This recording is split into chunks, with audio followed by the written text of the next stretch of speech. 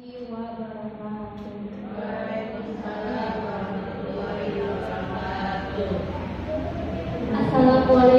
warahmatullahi wabarakatuh.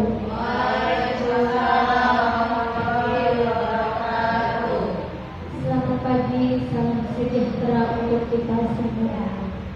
Yang terhormat Bapak Kepala Sekolah SMP Negeri 1 Sutra, yang saya hormati Bapak Ibu Guru dan staf tata usaha SMP Negeri 1 Sutra.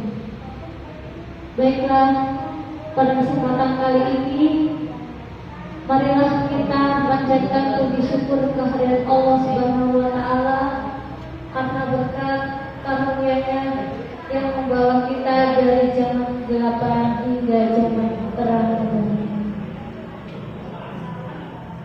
Hadirin yang berbahagia, pada kesempatan kali ini saya ucapkan terima kasih kepada Bapak Ibu yang berkenan hadir dalam acara ini. Nah, Bapak Ibu, kita diskusi atau sharing santai saja ya. Ya, sebelum kita memasuki materinya, saya ingin menanyakan kepada Bapak Ibu. Jadi ceritanya saya itu pengen jalan-jalan ke Paris, Bapak Ibu. Tetapi saya itu ingin mengajak Bapak Ibu semuanya. Nah, kira-kira barang yang paling penting, satu saja sebutkan barang yang ingin dibawa ke Paris menurut Bapak Ibu itu penting. HP, WiFi. Ada yang mau disebutkan kemudian alasannya membawa barang itu ke Paris, kenapa?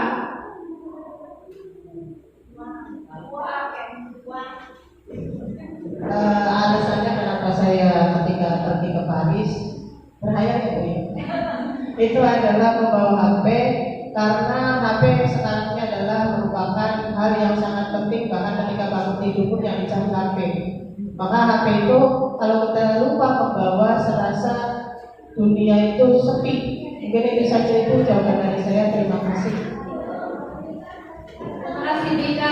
Tepuk tangan yang dulu buat Ibu Ika. Kemudian saya minta satu lagi Ibu, adakah yang ingin menyampaikan kenapa membawa barang tersebut? Apakah itu terlalu berkesan menurut Bapak Ibu?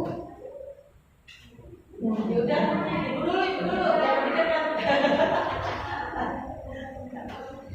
Barang yang saya bawa sama kayak Ibu Ika, bawa ponsel itu nomor satu ya. Selain yang disampaikan sama Ibu Ika, alasannya adalah zaman sekarang apa sih yang nggak pengen kita abadikan, apalagi tempat yang sangat berkesan. Handphone kan salah satu alat terbaik untuk mengabadikan apa yang sedang kita lakukan, apalagi di tempat terbaik juga, salah satu tempat terbaik ya. Kemudian selanjutnya adalah selain untuk mengabadikan momen, yang kedua untuk supaya komunikasi lancar dengan keluarga di rumah dan sebagainya. Kalau kita ada apa-apa atau ada sesuatu yang terjadi di rumah, kita bisa langsung berkomunikasi dan memberikan kabar dan sebagainya. Itu saja, terima kasih. Terima kasih. Mari kita tepuk hebat dulu Ibu. Ikutin saya ya. Tepuk hebat. Hebat, hebat. Hebat, hebat. Hebat. Ya, terima kasih. Nah, itu hanya sepenggal deskriptif dari saya.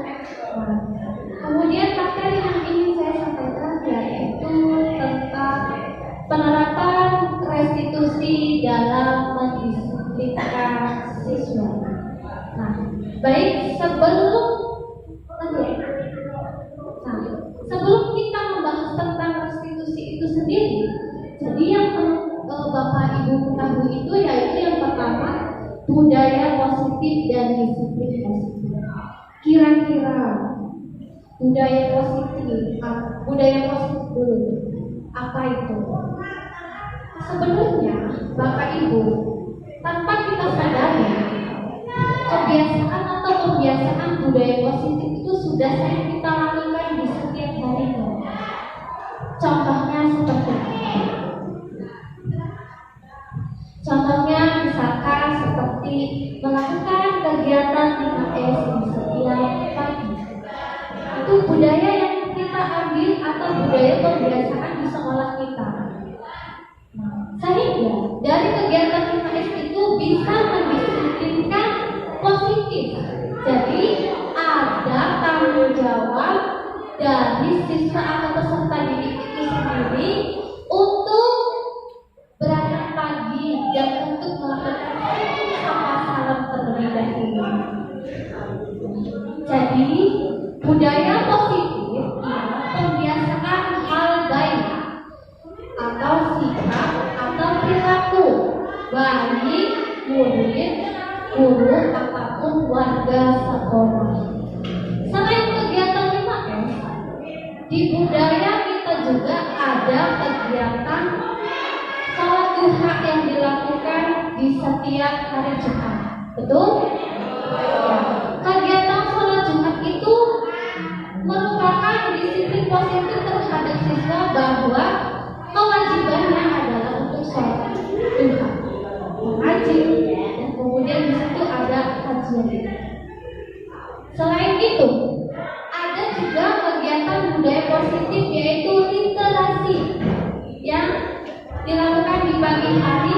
Pembiasaan literasi itu merupakan disiplin positif. Jadi pembiasaan anak untuk membaca, untuk berupaya membaca yang lancar, memberikan pengetahuan dan lain sebagainya. Jadi Bapak Ibu, tanpa kita sadari di sekolah kita itu sudah ada budaya positif yang tujuannya untuk mendisiplinkan positif.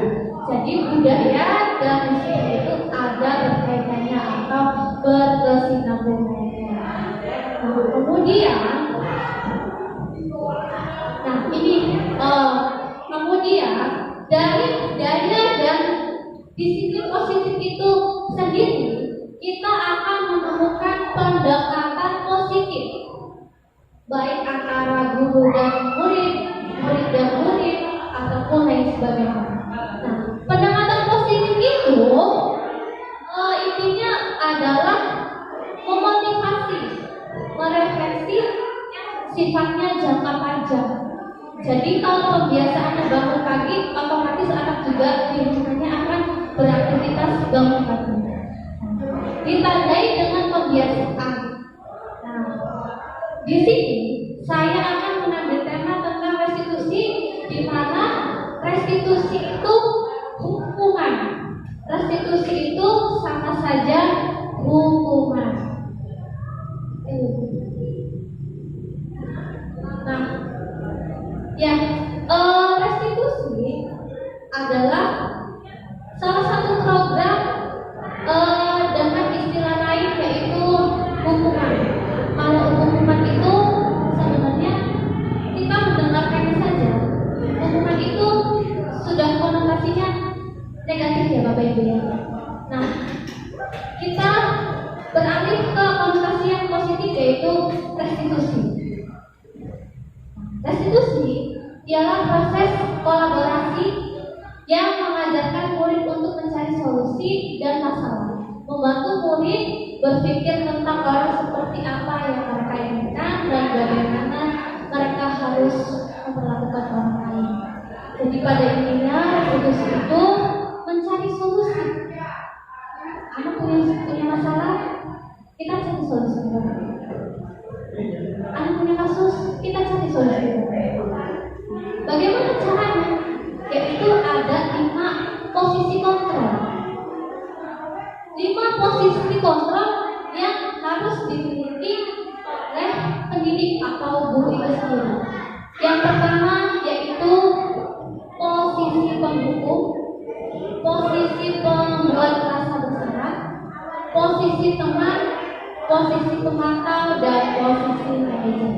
Dari kelima ini, saya mengajak Bapak Ibu tolong amati video yang sudah saya sediakan. Kemudian kita resapi apa sih yang sudah ditanamkan kepada diri kita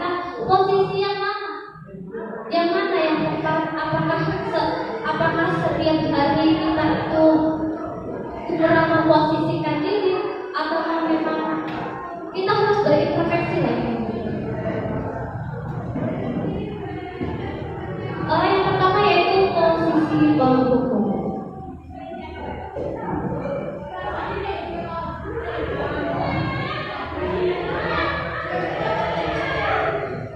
Ini ceritanya Heron itu terlambat 20 menit Bapak Ibu. Heron itu siswa yang terlambat 20 menit.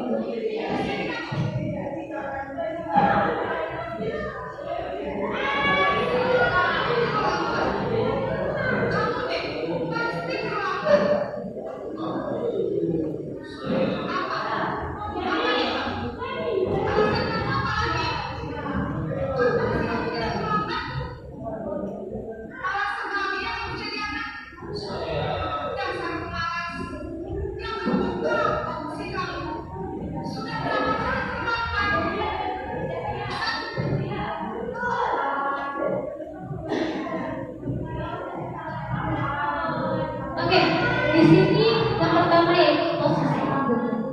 Jadi biasanya posisi penghukum itu dengan nada yang tinggi, Bapak. Diikuti membentak, menunjuk-nunjuk, menyindir, dan melakukan hal yang berupaya terpaksa. Nah, contohnya seperti tadi. Kenapa kamu terlambat? Apakah itu dibenarkan? Kita tidak bisa melihat dari sudut pandang yang itu. Nah, kemudian sebenarnya dari posisi penghukum itu berdampak kepada siswa itu. Jadi siswa itu menyimpan dendam, Bapak Ibu, dendam terhadap gurunya. Apalagi jika kita mengajar, jadi dia tuh dendam juga ke mata pelajaran. Contohnya seperti saya, ketika saya memposisikan diri sebagai penghukum, saya membentak-bentak siswa itu otomatis menyimpan dendam terhadap saya.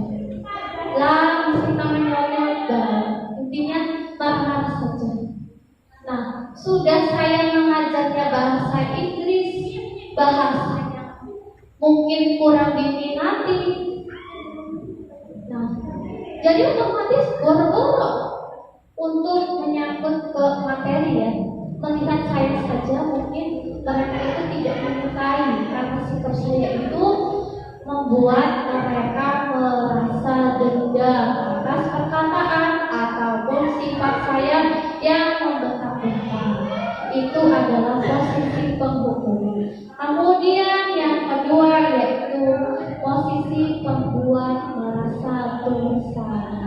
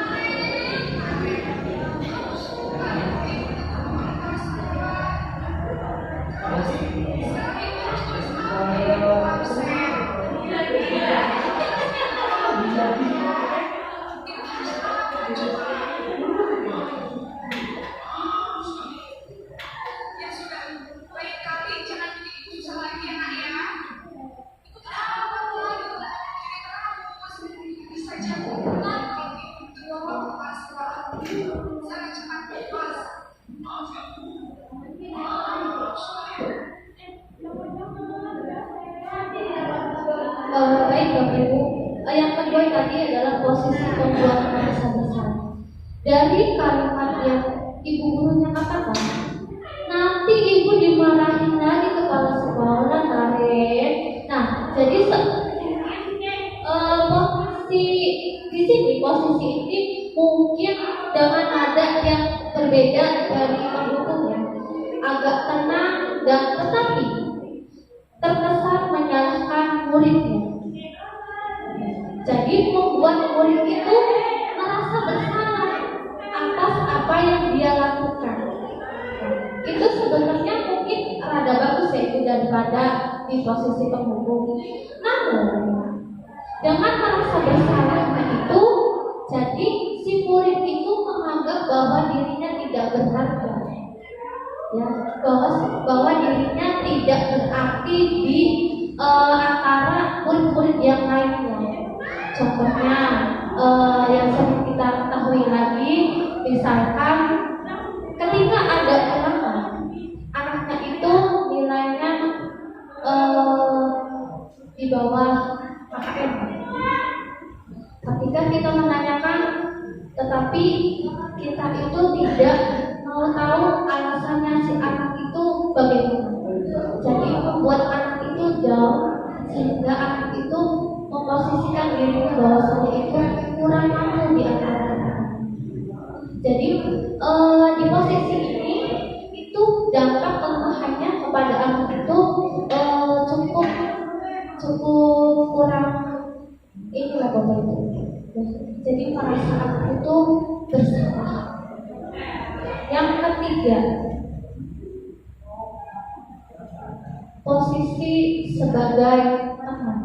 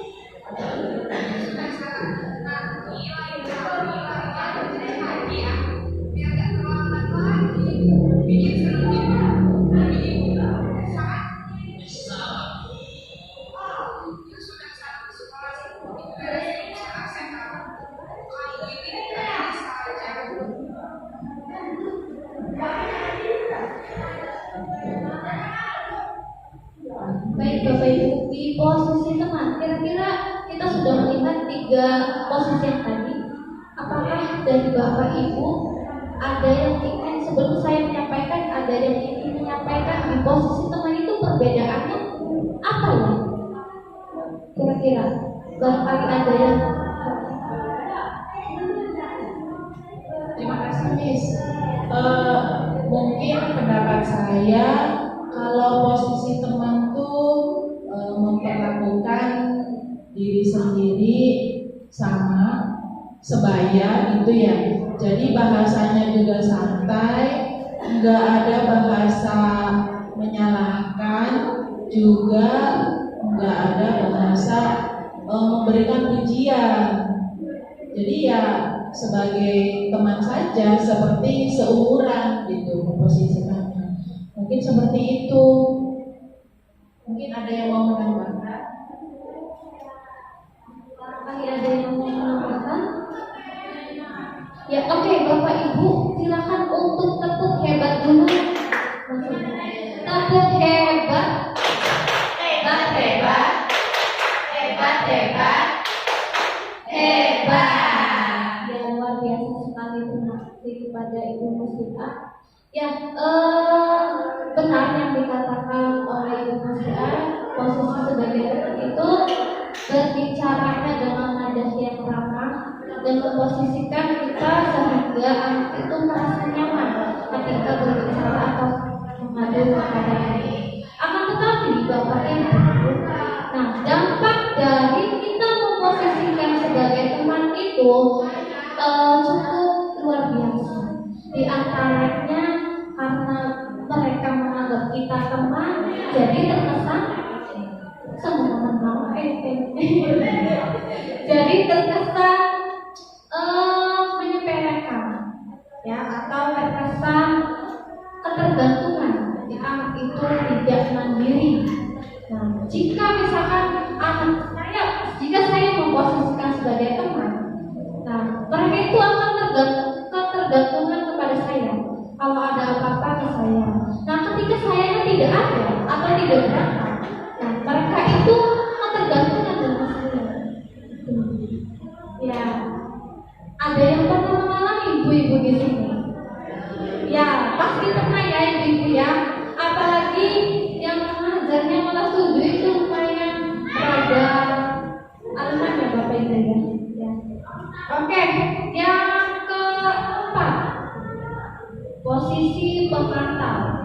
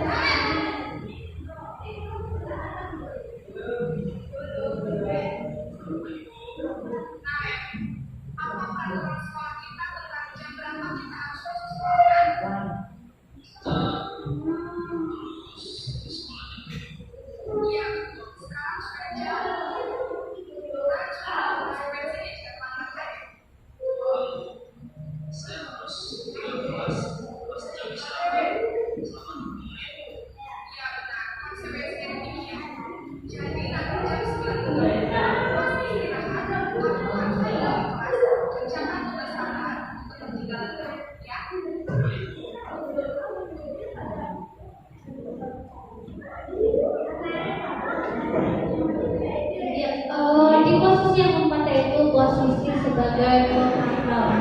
Kita lihat tadi tayangan ibu guru sebagai pembicara, nadanya sangat tidak terlihat emosi apalagi membenarkan.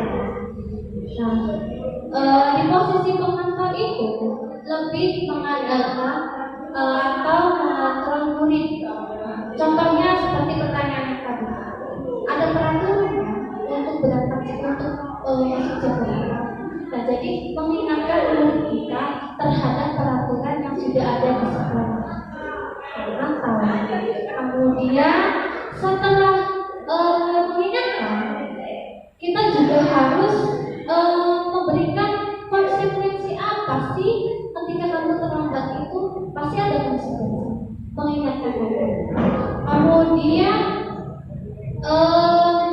pemantau itu biasanya berada di group piket dari kelas apapun yang lainnya. Jadi biasanya misalkan si A tiap hari terlambat itu secara tidak langsung Bapak Ibu itu sudah memantau atau sudah melakukan observasi terhadap anak itu bahwa si anak itu terlambat terus. Jadi, tetapi ini cenderung kurang mandiri Bapak. Jadi ketika anak itu diperhatikan, ketika anak itu dipantau, mereka itu merasa si ibu ini tahu nama saya, gara-gara saya terlambat terus. Nah, jadi dia tuh merasa dirinya terkenal dengan ibu-ibunya, dengan bapak gurunya. Jadi dia tuh tidak secara langsung tidak mandiri. Kenapa sih kamu tuh harus diingatkan terus, terlambat terus, diingatkan terus, hukumannya diingatkan terus. Jadi dia tuh tidak ada rasa mandiri. Kalau dia rasa mandiri pasti dia ada sekali saya terlambat, saya dapat konsekuensinya selesai. Itu. Tetapi di posisi pemakan itu, si anak itu jadi terkesan bahwa dia itu tidak mandiri dan harus perlu diingatkan menerus sama dari ibu gurunya. Kemudian yang terakhir itu ada posisi manajer.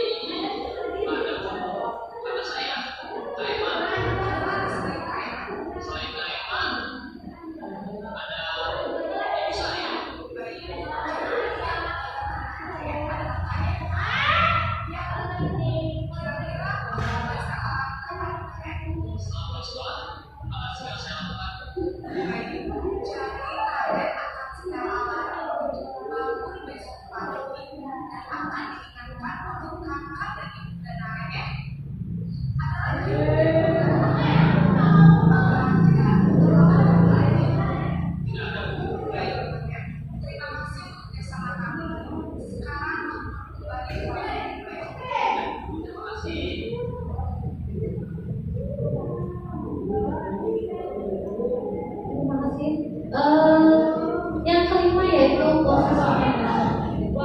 Kita sudah melihat tayangannya bagaimana kesannya Bapak Ibu posisi manajer. Kira-kira ada yang menyampaikan? Saya Bu. Boleh.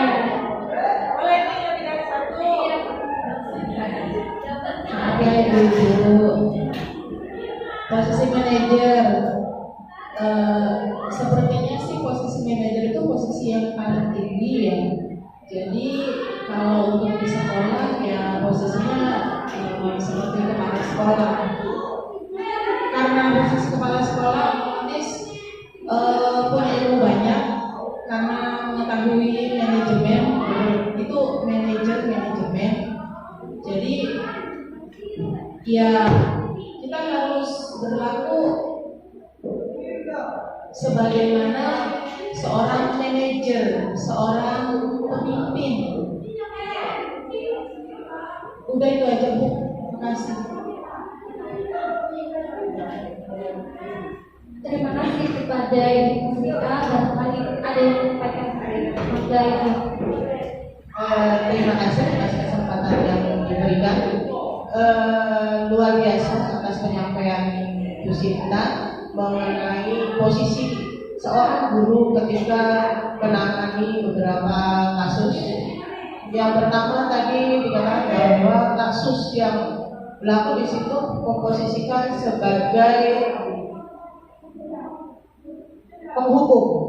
Ini mungkin Bapak Ibu guru, penghukum ini adalah kadang di pikiran kita penghukum itu cara yang tepat untuk mendisiplinkan anak. Namun pada kenyataannya ketika kita melihat berita-berita di media massa yang sangat miris sekali bahwa banyak guru yang menjadi korban karena ketidaksukaan murid terhadap apa yang dia terima dari Bapak Ibu guru. mungkin di sini betul yang disampaikan bahwa ketika kita melakukan penghukuman itu yang terjadi adalah timbulnya rasa dendam. Kemudian yang kedua itu adalah rasa bersalah. Rasa bersalah ini nanti bisa berdampak kalau dilihat dari tayangan dia simulit, ya. Ini nanti akan merasa minder atau merasa kurang percaya diri akan apa yang dilakukannya, karena di dalam pemikirannya dia merasa bahwa kok saya posisinya salah terus ya di guru A, kok saya salah terus ya di Pak Guru B.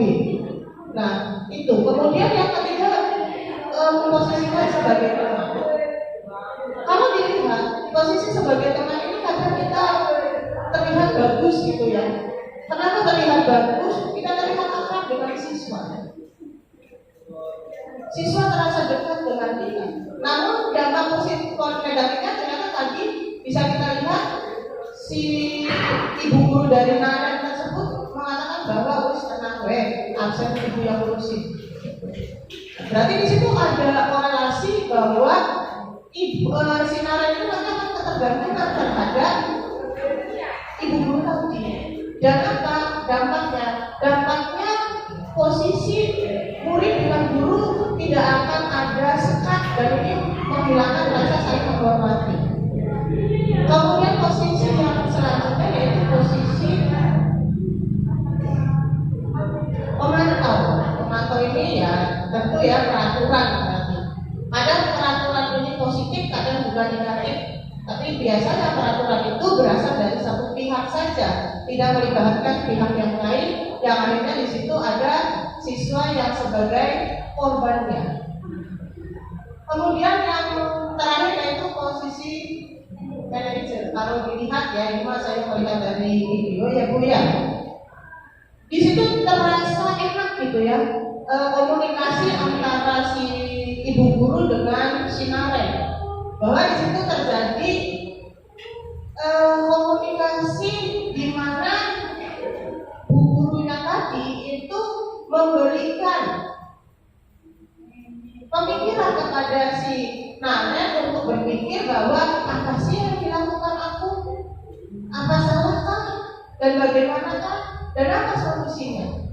Akhirnya anak itu terbentuk pola pikir yang untuk akhirnya dia melakukan kesalahan, dia juga nanti mencari solusi, dan dia juga tidak akan melakukan. Mungkin kalau dari apa yang dipaparkan dari Bu Sinta tadi, kalau saya boleh mengambil gambaran gitu ya, bahwa ternyata dari beberapa kasus tadi dan beberapa penanganan tadi ternyata memiliki dampak positif dan negatifnya. Mungkin yang terbaik itu masih di dalam posisi manajer itu menurut saya. Barangkali ada pandangan lain dari Bapak Ibu guru atau dari pemateri. Terima kasih. Assalamualaikum warahmatullahi wabarakatuh. Sangat luar biasa sekali. Kita tepuk salut dulu. Tepuk salut. Salut, salut. Salut, salut. Salut. Luar biasa sekali. Kita diskusi santai saja ya Bapak Ibu. Nah, jadi luar biasa ini Ibu Ita sudah merangkum semuanya Ibu. Jadi yang perlu saya tambahkan, jadi posisi manajer itu ialah suaranya natural. Jadi yang kita dengar itu dari ibu gurunya suaranya natural, tidak emosi, tidak ramah, dan tidak bernada tinggi. Jadi posisi manajer ini disarankan untuk Bapak Ibu. Nah, jadi kita juga harus ketika anak itu dirasa punya masalah, punya kasus, punya resolusi, kita juga harus tahu dulu atasannya Bapak Ibu. Jadi jangan karena dia terlambat kita sudah meledak-ledak gitu. Kita harus tahu dulu kenapa. Hal yang pertama diucapkan ialah ketika dipanggil, kita buat pertanyaan yang memancing dia. Kenapa kenapa kamu itu dipanggil? Ketika dia tidak merasa kenapa-napa, artinya dia tidak merasa bersalah. Contohnya misalkan seperti kasus yang kemarin, ada seorang anak yang memecahkan kaca sedikit begitu. Saya panggil, kemudian saya menanyakan kepada anaknya, kenapa kamu dipanggil di ruang guru sama ibu sendiri? Buatkah dia itu merasa, oh iya saya itu bersalah? Ternyata dia merasa bersalah. Saya bersalah. Saya melempar batu ke kaca. Dia bertanggung jawab atas kesalahannya dan dia mengakui. Setelah itu kemudian baru kita harus mendengarkan alasannya. Jangan langsung meledak-ledak. Nanti terkesannya kita berada di posisi penghukum yang efeknya itu adalah membuat anak itu tidak menyukai kita. Banyak seperti tadi yang dikatakan Ibu Ika, banyak sekali berita-berita yang maaf ya, yang agak berbeda dibaca yang jadi dia tuh tidak tahu kalau dia merasa bersalah. Dia memposisikan dirinya itu benar, tetapi kamu tuh menyalahkan saya, rasanya gitu. Nah, jangan sampai ya Bapak Ibu ya. Namanya hati, seorang murid juga punya hati, kita juga punya hati, semuanya punya hati. Jadi bagaimana biar kita itu merasa sama-sama enak gitu, sama-sama berkolaborasi, sama-sama mencari solusi. Jadi dari kelima yang tadi, tolong resapi dan introspeksi diri. Kita itu sudah memposisikan di bagian mana saja. Apakah kita sudah merasa benar sendiri? Ya. Jadi mari kita bersama-sama untuk memajukan pendidikan di Indonesia itu sendiri. Kemudian,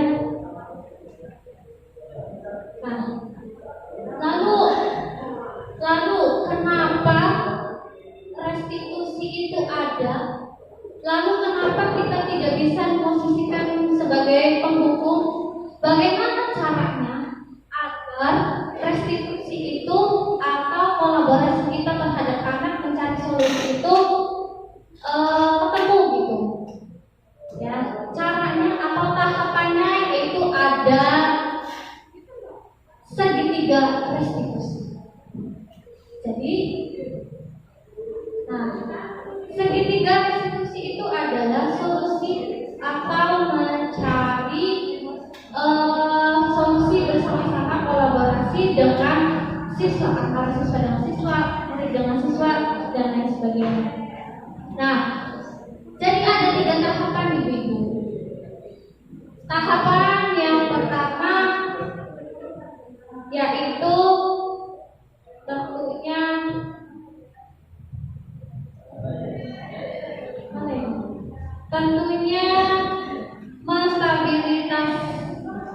menstabilkan identitas. Jadi mungkin kita kembali lagi ke tadi ya, posisi kontrol. Memang tidak mudah, sudah tahu kondisi anak di sini seperti itu, tetapi kita harus memposisikan sebagai manajer. Betul ya? Tetapi ada solusinya Bapak Ibu. Solusinya yaitu segitiga restitusi dan ada 3 tahapan. Yang pertama yaitu menstabilkan identitas. Nah, seperti menstabilkan identitas itu adalah jadi guru itu berperan sebagai atau guru itu menggeser yang tadinya gagal menjadi sukses, menstabilkan identitas. Contohnya kita itu harus mendengarkan siswa kita itu apa sih inti dari masalah itu sendiri.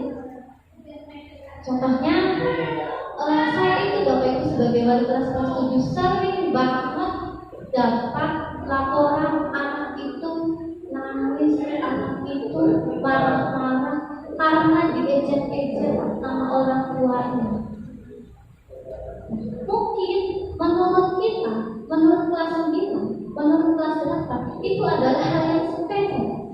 tetapi tidak meremehkan. Nah, ketika anak itu dalam posisi emosi yang meledak dengan kondisi yang menangis, hal yang pertama kita sebagai fasilitator harus mendengarkan terlebih dahulu kenapa, ada apa, bagaimana. Nah, contohnya misalkan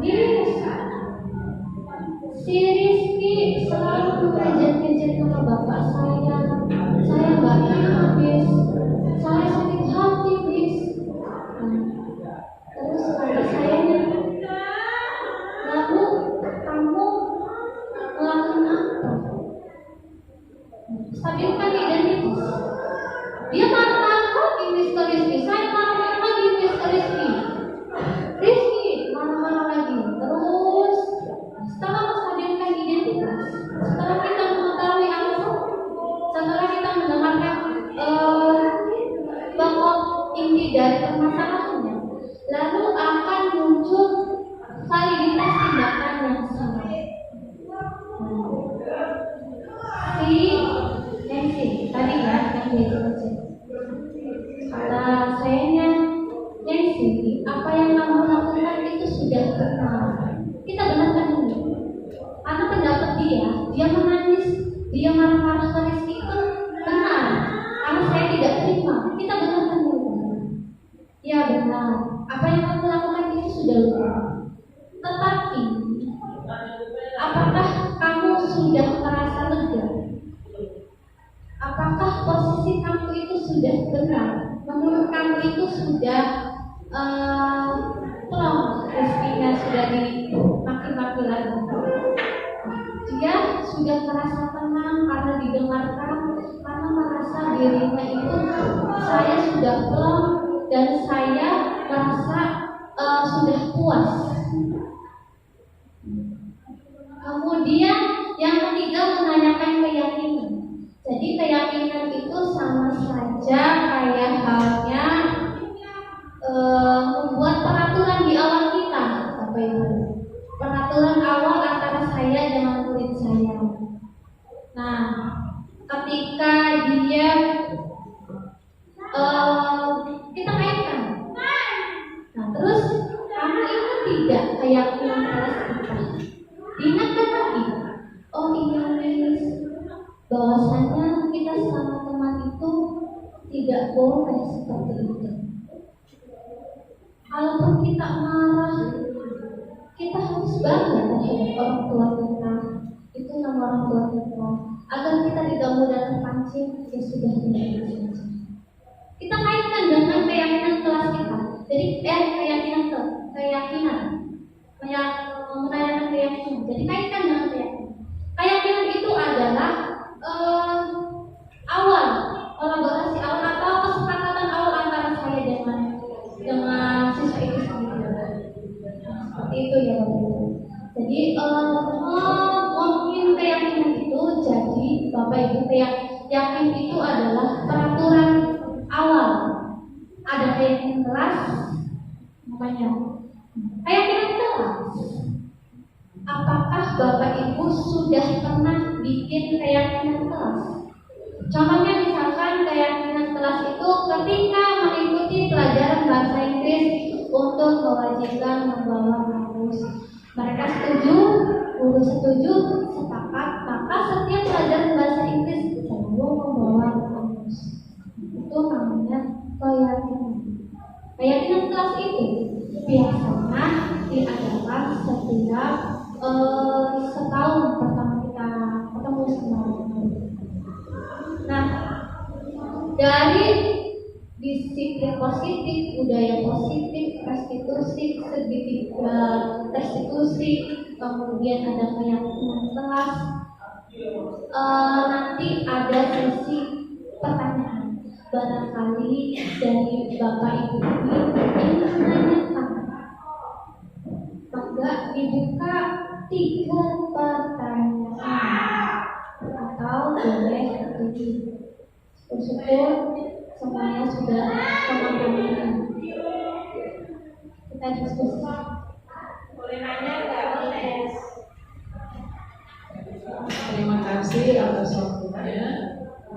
Tadi sangat tertarik dengan segitiga restitusi. Saya pernah punya anak, ada masalah, kemudian saya lakukan, tapi karena saya belum tahu itu apa namanya segitiga restitusi. Di sekolah mereka itu bersalaman, baik-baik saja, tapi ternyata besoknya SMS gitu ya, dapat WA gitu ya.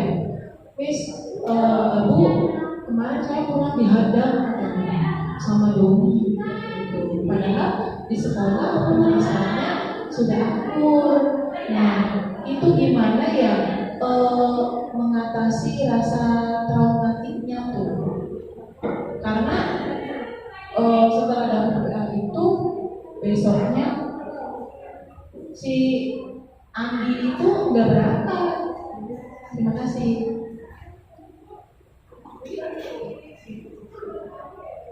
Terima kasih.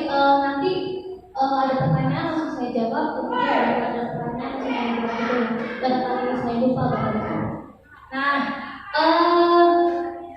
sepertinya dari semua kasus yang Ibu Mas sampaikan, mungkin hampir ada yang sudah pernah mengalami juga ya Bapak Ibu. Jadi hal yang perlu kita tanyakan itu ketika kita memvalidasi identitas atau tindakan atau tiga restitusi itu sendiri, kita harus membuat siswa kita itu merasa lega dulu Ibu. Iya. Jadi kalau dia tidak lega, dia terus-terusan akan menyimpan dendam, terus-terusan merasa dirinya itu kurang puas. Ketika dia kurang puas, maka hal yang terjadi ketika ketemu si A-nya, dalam hatinya menggebu-gebu terus. Jadi kita sebagai Bapak Ibu, terutama wali kelas, kita dengarkan. Memang itu tuh hal yang membuat kita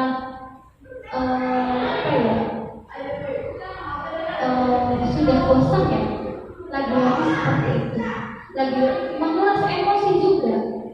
Kalian itu kok hal yang seperti itu aja dibesar-besarkan gitu.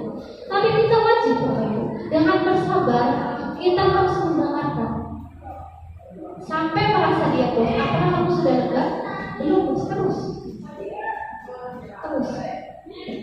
Kalau bisa berkolaborasi dengan si A, si B-nya, temukan. Silakan keluarkan undang-undang, silakan keluarkan.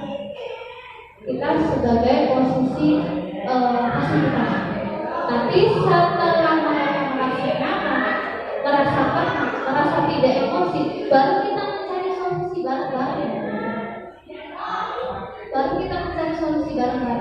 Setelah mencari solusi akan adanya kesepakatan di antara keduanya. Sepakat ya, sudah ya, selesai ya, tidak ada tengah. Ikhlas ya atas apa yang sudah si A lakukan, ikhlas ya atas apa yang sudah si B lakukan. Nanti insya Allah seiring berjalannya waktu, mereka juga sudah lupa apa yang sudah mereka lakukan atau tidak. Mungkin itu saja barangkali. Ya, terima kasih. Ini sama-sama barangkali tepuk tangan dulu dong. Luar biasa ya Bapak Ibu. Ada pertanyaan lagi? Iya. Terima kasih atas kesempatannya. Tadi saya sudah menerima masukan atau materi ya dari bagaimana kita harus bisa memposisikan kita ketika menghadapi siswa yang bermasalah. Dari penyampaian kelima posisi tadi, yang tahap yang terakhir itu kan tahap yang paling baik diterapkan ketika menyelesaikan masalah. Tetapi kadang kita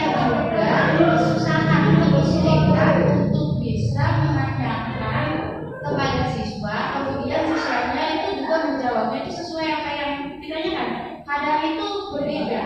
Nah, bagaimanakah cara untuk bisa memberi tahu kepada siswa atau bisa mengenal siswa itu tahu tata tertib yang ada di sini sehingga si siswa itu kan bisa mengerti. Jadi bagaimana menanamkan sifat rasa disiplin terhadap siswa supaya ketika dia